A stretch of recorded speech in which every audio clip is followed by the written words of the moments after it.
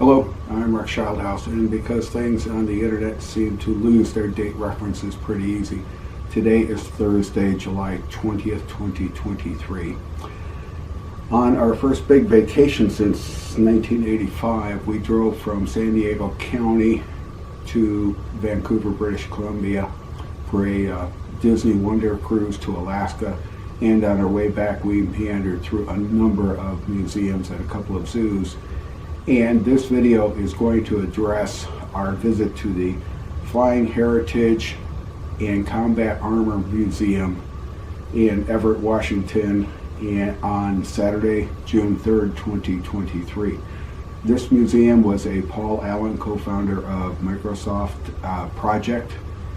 As I understand it from the internet, his estate sold it to an heir of Sam Walton from Walmart, the Walmart fame. This was the most impressive aviation museum I have ever been in. The museum displays are well placed. They aren't jammed into each other. You can get good photos. It's very light. One of the issues is it's so light, trying to take photos of the signage is tough because you have so much in the way of reflection. And I really like the fact that in the signage they tell you as much as they can about the particular aircraft that they have on display. It's really cool. This visit was one of the highlights of our vacation outside of the Disney Wonder itself. So let's get on with the tour. For most of the aircraft, for most of the items on display, there were more than just aircraft.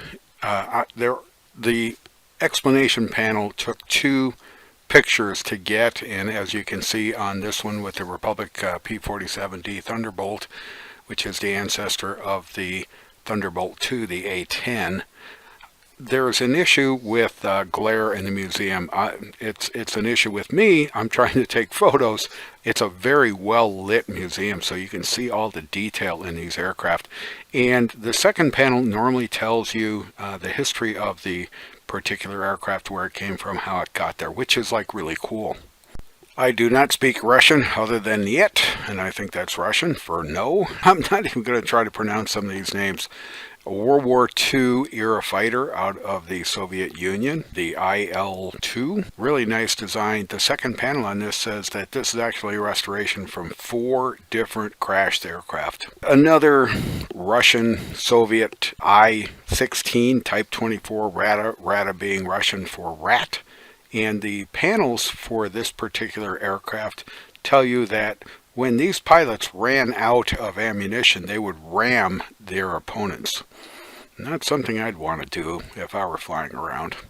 Focke-Wulf FW-190.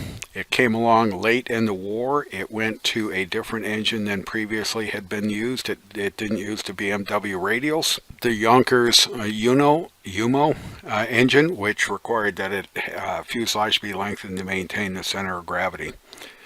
If the Germans hadn't sacrificed their primary fighter corps pilots earlier in the game, this might have had a significant influence on the close of the war. Nakajima Ki-43-1B, and this is what we call the Oscar. This aircraft was crashed on Rabaul and was recovered when the Allies primarily the Americans, overtook Rabaul, and it went through a number of hands, as I recall, and then ended up in the museum and ended up restored somewhere along the line.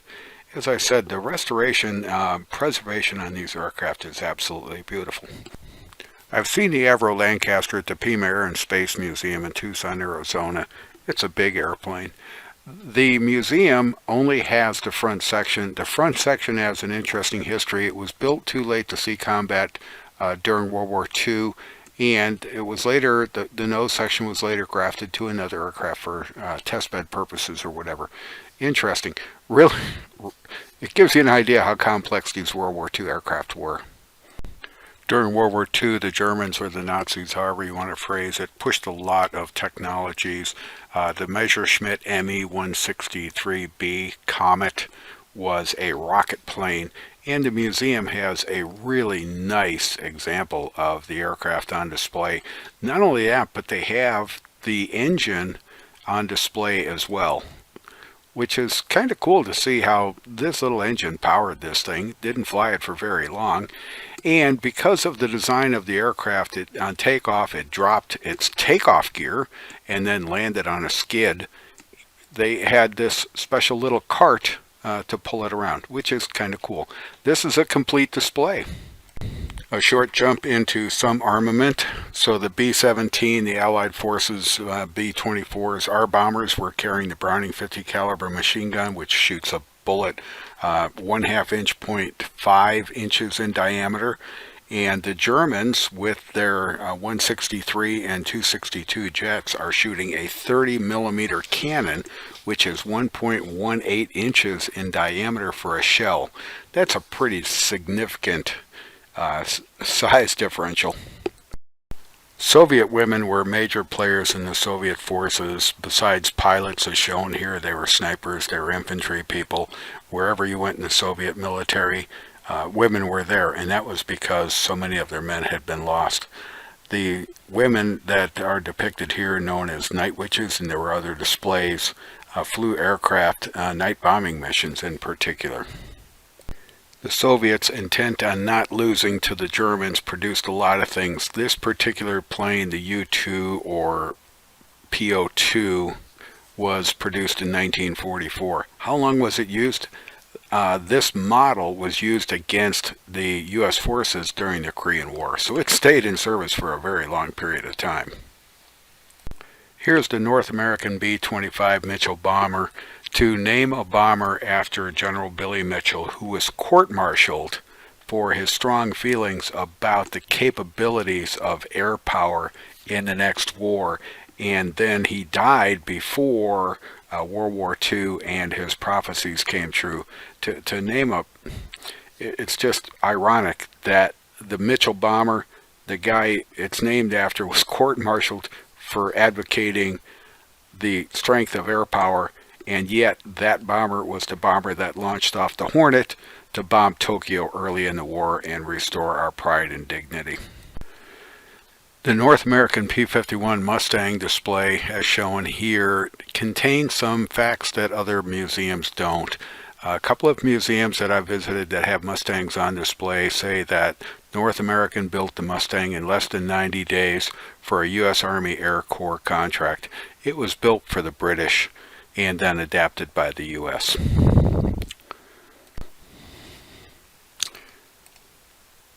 This Mitsubishi A6 M3-220, as we referred to it, was damaged on New Guinea, which is one of the islands my father-in-law fought on during his time in the Navy during World War II.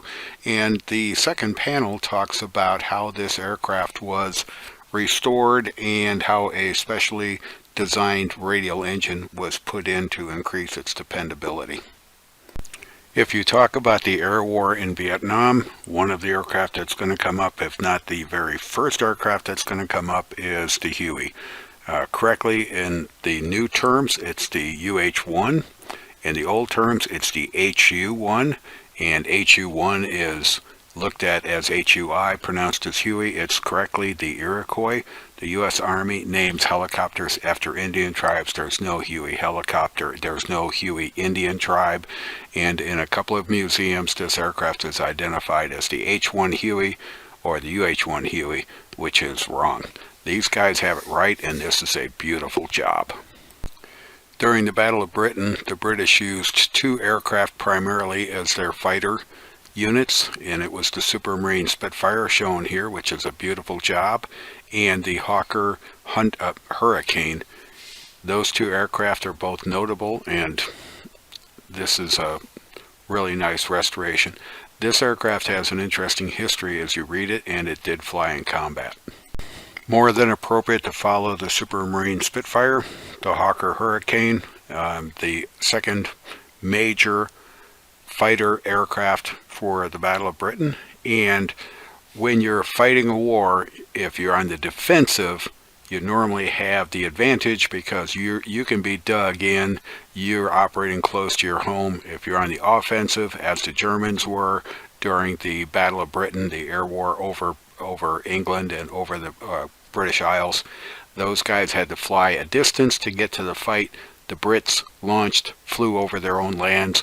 If you bailed out, you ended up usually in your own country, which is a significant advantage. The Germans did not have that advantage, and they started losing their core pilots during this war, during this phase of the war. This particular Curtiss P-40 Tomahawk was part of the Lend-Lease program to the Soviet Union.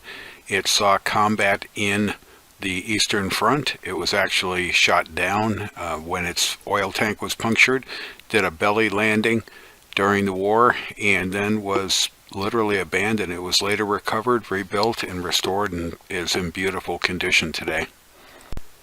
The museum's Republic F-105 Thunder Chief, which beat one of my favorite aircraft, the North American F-107 Ultra Sabre, out of the competition, was actually bought by the Air Force to be an internal stores nuclear bomber. It went into Vietnam. This particular aircraft was severely damaged on a bombing run in Vietnam as an 105F, brought back out, converted to a 105G, which was a Wild Weasel aircraft. And in the Wild Weasel aircraft, they fly around, get the anti-aircraft missile systems to come up, turn their radars on, then they send a beam riding missile down to blow up the radar. The museum's Corsair, which was designed by Vought Aircraft, was built by Goodyear, and they are sitting it in display with its wings folded. One of the things the Navy really loved about it. The Marines took it on more actively than the Navy did initially. Later on, the Navy would adapt it when they've resolved some landing issues on aircraft carriers. The Grumman F6F Hellcat. Grumman likes to name things after cats, tomcats, hellcats, and whatever else. And when you flew a Grumman, as a general rule, and I've flown 5,000 plus hours in Grummans, it's referred to as Grumman Iron Works. They build very durable aircraft, very sturdy aircraft, and the pilots really loved the fact that this aircraft and its structure protected them, made the total system pilot aircraft a very effective offensive tool. Stepping over to another German aircraft, the equivalent of what we would consider to be the Piper Cub, Taylor Craft, and a number of other aircraft in the light spotter observation, the German C-2 Storch.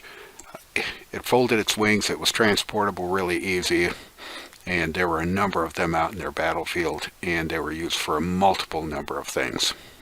The Messerschmitt Bf-109, interesting aircraft and very, very good aircraft, very good performance aircraft for this time frame. And interestingly, it fired the cannon through the center of the propeller. I would imagine that would be an engineering issue, but it sure does give you a good sight from the cockpit if you're going to shoot at someone.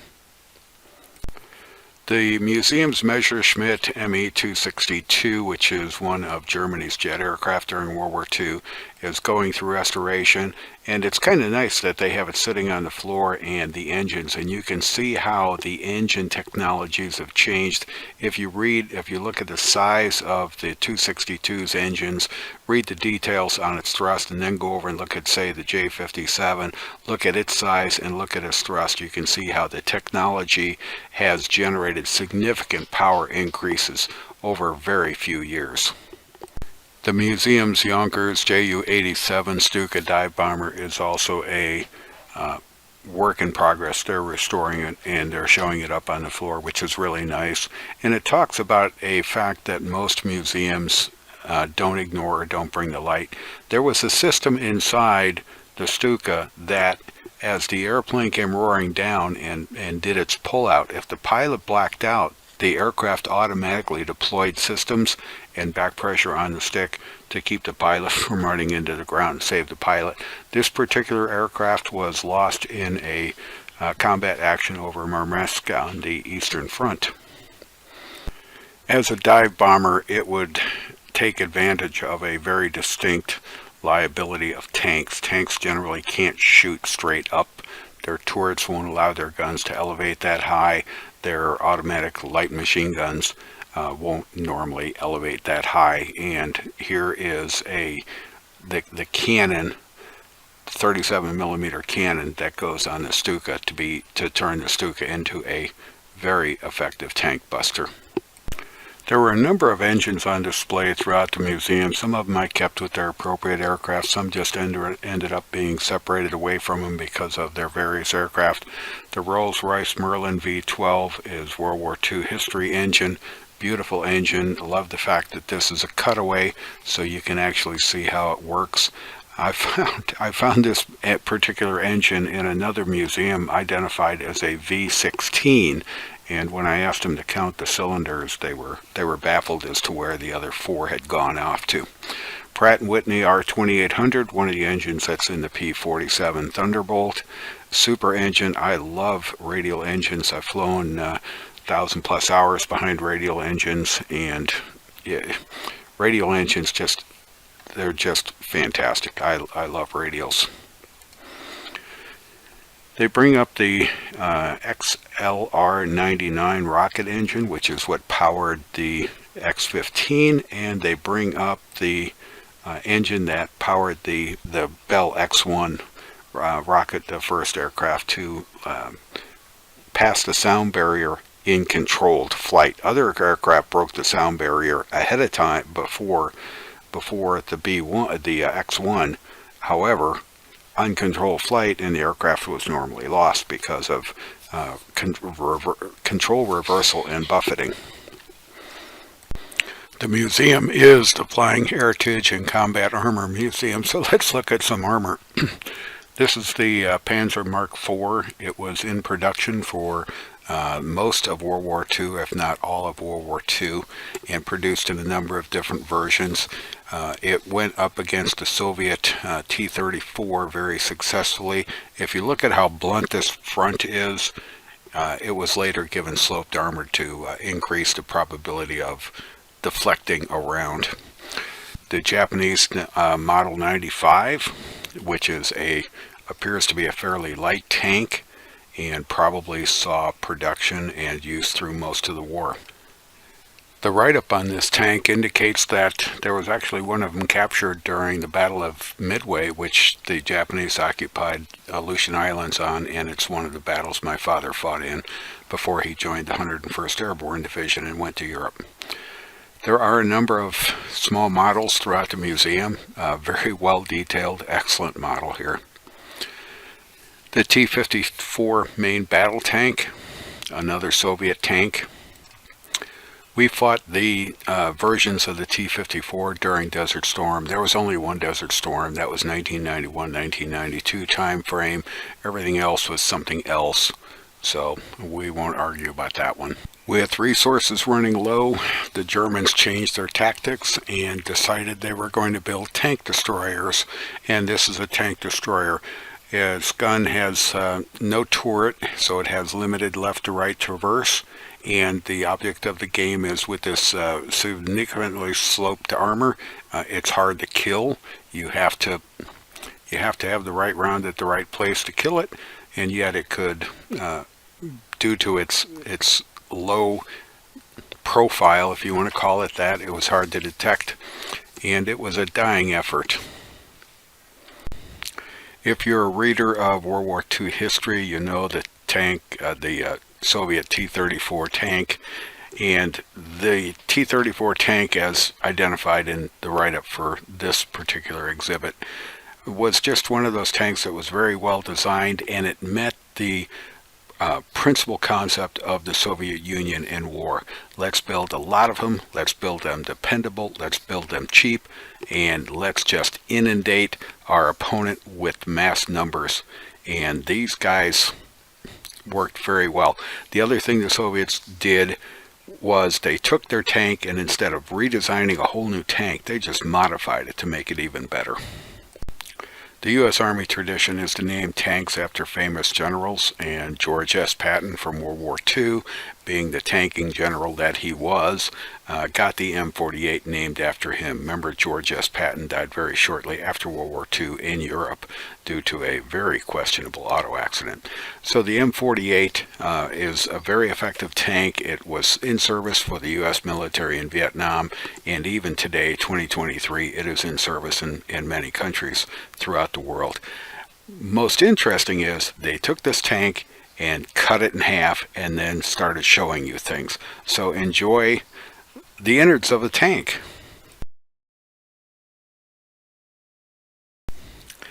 The M55 is an 8-inch self-propelled howitzer. It was made by Pacific Car and Foundry in Washington State, and Pacific Car and Foundry also built the Peterbilt trucks after they made some acquisitions. The M4A1 Sherman tank, remember Sherman was our Civil War general, went steaming through Atlanta. Won't bring that one up. A lot of these came into Europe. They were primarily, my understanding, they were primarily infantry support weapons, as they were not exactly a heavy tank and generally didn't go tank to tank battle. They supported the infantry.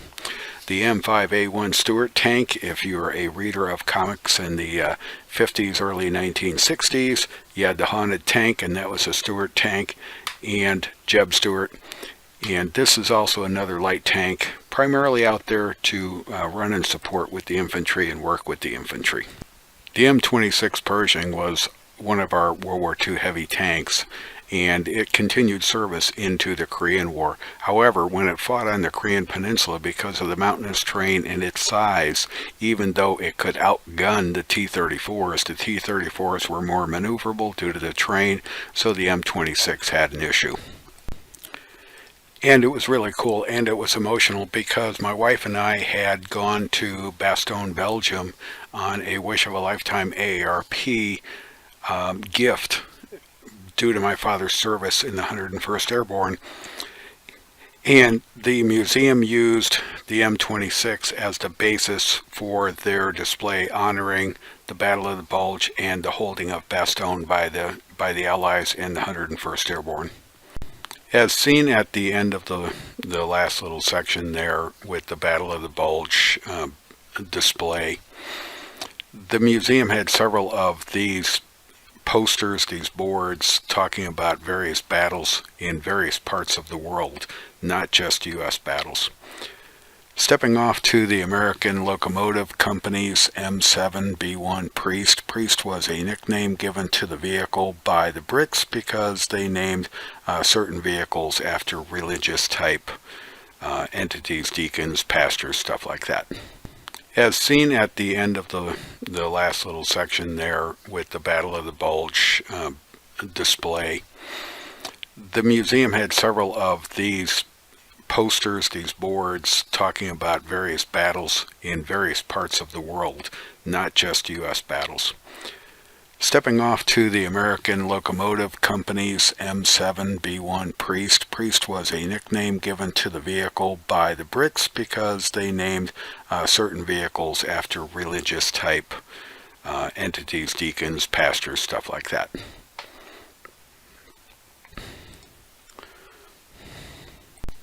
The M24 Chaffee light tank is a tank that entered World War II, primarily at the Battle of the Bulge time frame, late 1944, to replace the Jeb Stuart and improve the safety of its crews. The M60 Patton rolled in, and among other things, it was notable for fighting in the Yom Kippur War of 1973 and in the 1982 Lebanon War. The M60 tanks served with the Marine Corps and have been used by, among other things, the Iranian forces during the Iran-Iraq War. Saw a lot of these running around during Desert Storm. It's only logical if your foe has tanks in a war that you develop anti-tank weapons, and there's several of them on display at the museum. One of them is on the mule that we might see later and see how it goes. Stepping away from tanks, I'm going to start looking at vehicles in general, and this M4A4 high-speed tractor is kind of interesting. I'd like to have one of these to drive around the yard just for the heck of it. What do you think? And they not only have things that crawl on the ground, but this landing craft vehicle personnel, LCVP, not much there. It is a Higgins boat. Step off to this Berg-Warner Corporation LVT-3 Bushmaster. This thing is interesting. It's tracked, and it's amphibious. The signage says inside those open panels on the side, there's one on each side, there's a Cadillac engine. This is the mule I referenced earlier. That's a recoilless rifle, and these recoilless rifles ended up being used in a lot of snow avalanche areas because they're recoilless, so you can mount them on just about anything. They don't get shook a lot and whatever else. So here's a mule firing one of these, and the recoil doesn't roll it over. The mules are kind of fun. There were several versions of this type of vehicle, including one where two soldiers would lay down, and between the two of them they would operate it. Harley Davidson made the war, so to speak. WLA. And here's a guy with a Thompson submachine gun shooting off his Harley Davidson. The next one in is the Ford M8 Greyhound. Now this is a six-wheeled vehicle and would probably do good on a whole lot of different type terrains. Looks like it's armored against small arms fire, and with a small cannon, it's probably primarily used for infantry support.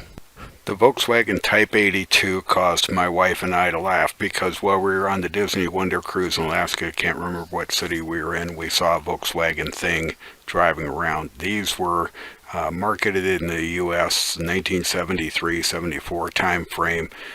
Pretty much utility vehicles and a lot of fun for teenagers and whatever else, and very successful.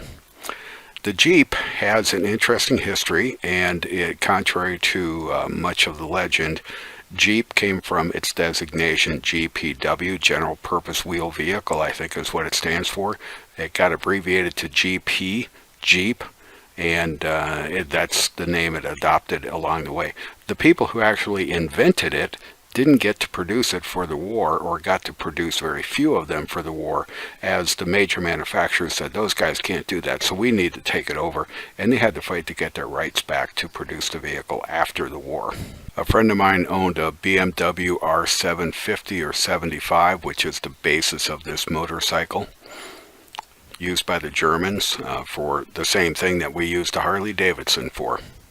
We have the Opel Super 6, which, if you know General Motors history, General Motors actually owned Opel at the time of World War II, but due to the fact that Opel was inside Germany, General Motors didn't have a whole lot of control over it, and staff cars, civilian cars, were often put into service as staff cars, and as the article says, when American aircraft, Allied aircraft, were out over Germany and they saw a staff car moving, or a vehicle that looked like a staff car, they took it on because chances are it had somebody important in it. 8-ton half-track SD cabs, whatever, 7. Half-tracks were popular because they could move through a whole lot of terrain that most other vehicles didn't, because they spread their weight over such a large area. Same reason that a Caterpillar or a tank can go in large areas. In this photo there's something interesting, and I did not see it while I was there, but if you look above this half-track, what looks like Dick Rutan's aircraft that he used to fly around the world in nonstop is hanging in the overhead. Now, the aircraft that Dick Rutan used to fly around the world nonstop is Smithsonian Museum, so I'm not sure what this is. I didn't see a sign for it. I didn't catch a sign for it, so I'm not sure. And the white M3A1 half-track personnel carrier is shown here.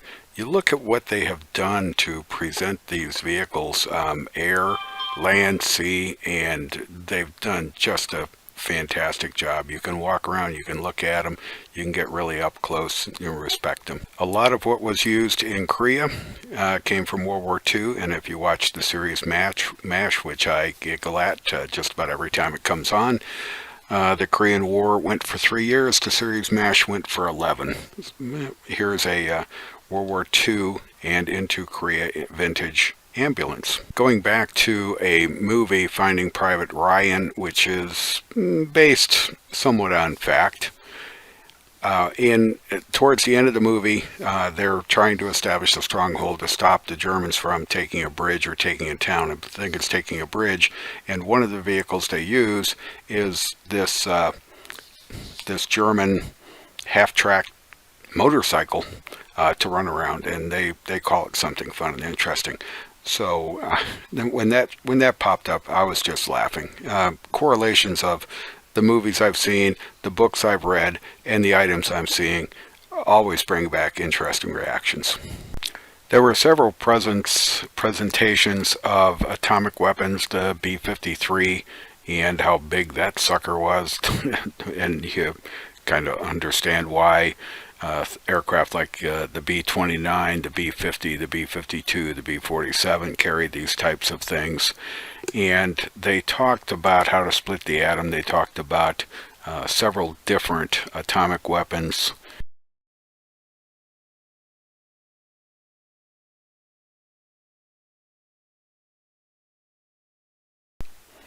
At the outset of World War II, our torpedoes didn't quite work as they should. This article talks about it and talks about the improvements and why we had those issues, and then how successful our torpedoes did become. More anti-tank type weapons. These are mounted weapons, not the handheld things like we saw earlier, the 45 millimeter Type 1 anti-tank from Japan, which looks fairly small, and you have to wonder how close they're going to get.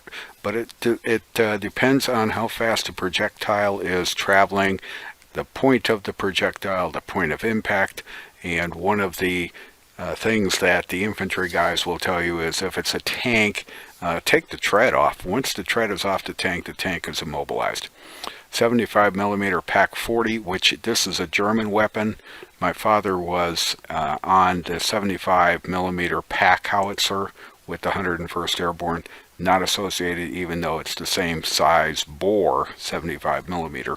The M2 155 Long Tom field gun shot 155 millimeter shell miles, and these were the artillery guys who sat in the background and fired over you to get to the bad guys who were in front of you, and another model sitting in front of it. They were fun. They had several models around the museum, and every one of them caused a giggle. The Flak 37, which is an 88 millimeter. One of the things the Germans did very effectively with the 88 was they made an anti-aircraft cannon, the 88 millimeter, but it could operate in any theater for any purpose, so it could fire horizontal and become an anti-tank weapon. And if you look at the background of this photo, it looks like there might be a Cub or a Taylor craft in the background of this photo right over it, so you wonder where that comes from. Animals have been used in war and conflict since time began, literally since time began. And at the end of World War I, a lot of military planners thought that mechanized vehicles would replace beasts of burden. They were wrong. The Germans used quite a bit of horses. We used some, not a whole lot, but we did use a fair amount of dogs, including dogs. And there's a dog in a picture here, and I'm not sure if it was a parachute. I don't think he's carrying a parachute, but dogs were given parachutes and were taken on parachute jumps and whatever. And because of the nature of warfare, dogs were fitted with gas masks. And there's a slide on various types of animals that have been used in warfare.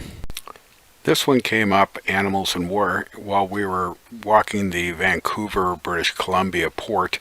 There's a placard up there talking about how a Canadian dentist, adopted a bear, an abandoned bear cub, took him to England with him during World War I. While they were there, the bear got a little bit big, and on the way back, when it was time to go back, he left the bear with the zoo, and a guy took his son to the zoo. The bear was very friendly with people. His son absolutely loved it, and the guy wrote a book about his son, Christopher Robin, and the bear, Winnie the Pooh. The museum has two different versions of the V1, the German V1, and one of them is the pilotless buzz bomb, and the other one has a cockpit. With their V2 display, they not only have a very good placard, they have an example of it, and they also have how it works. Now with the V2, I was stationed on the USS Midway in Yokosuka, Japan for 5.5 years on 2 different tours, and the USS Midway launched a V-2 rocket off of its flight deck in after World War II testing. The museum rocked me back a little bit. I walked into this, found an R-11M, which is a Scud missile, and this missile and I have a history because I did Desert Storm and Desert Saber, Desert Shield, Desert Saber after action. When everybody else was coming home, I stayed out there for a while longer, and a couple of these flew over me while I was at numerous places during Desert Storm. My mother served in the waves from 1942 to 1945 as a cryptographer, and they had a very good presentation on women in the war and how they did it. And they did it on the home front, they did it in the factories, they did it from the home, they did it in the field. It was impressive. There were numerous panels about battles that had taken place throughout the world. This one is Quezon. I showed you the one on Bastogne earlier, and I showed you Bastogne because my father was involved there. They had an entire hall about why war, the cause of conflict. I spent a fair amount of time there just reading some of the comments and the quotes that are there, and this quote in particular hit me. The true soldier fights not because he hates what is in front of him, but because he loves what's behind him. And it just hit home. We're kind of in cleanup mode. There were a number of things around the museum that were just interesting. Here's a 16-inch shell, like fired off to New Jersey, and while I was on the Midway, we actually steamed next to the New Jersey out in the Indian Ocean. Models of ships, and talking about war at sea, there was a model of a and Paul Allen, co-founder of Microsoft, sponsored several hunts for ships that were sunk during World War II, including the Indianapolis, which they found and they photographed and considered it to be a war memorial. And people were down there. Watch the movie Jaws, you'll see what it's like. And the last thing I'm going to show you is in talking about those panels where they talked about the theaters of war, major battles. They had this one here on the Pacific Theater, and while my father served in the Aleutian Islands during the Battle of Midway, prior to and after the Battle of Midway, and then went to the European Theater, my father-in-law served his entire time in the Pacific Theater, going from Australia up through New Guinea into the Philippines and where else. So this museum is fantastic. It's open Saturdays and Sundays. Check, make sure they're there, so to speak, and it is well worth the visit. Thanks for watching. Hope you enjoyed it. I love this museum.